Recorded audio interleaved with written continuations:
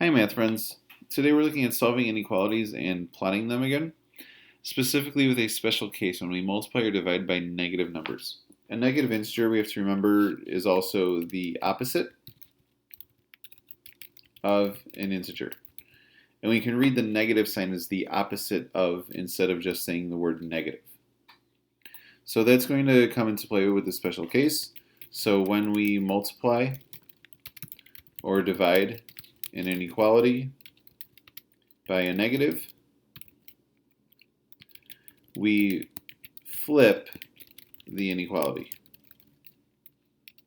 So what that's going to mean for us is that if I start with less than, that becomes greater than if I multiply or divide by a negative.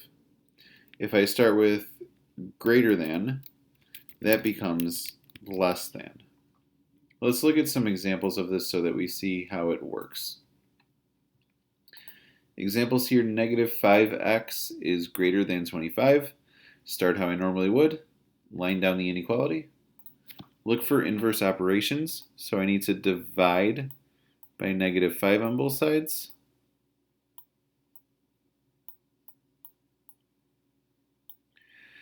I get just the variable here on the left side. Negative 25 divided by negative 5, I get negative 5. Here's where I get that special rule though. So I divided by a negative number, I need to change that inequality sign to be less than. And we're done. Second one here, we have to put our line down the inequality sign to separate both sides. And then look for inverse operations. Divide by negative 2. Remember, this rule only comes into play when we divide or multiply by a negative number, not add or subtract. So divide by negative 2. On the right side I have x. Left side I have negative 18. This inequality flips then. Negative 18 is less than x. Sometimes we might want to keep the variable on the left side. If you want to do that, you have to flip everything. X is greater than negative 18.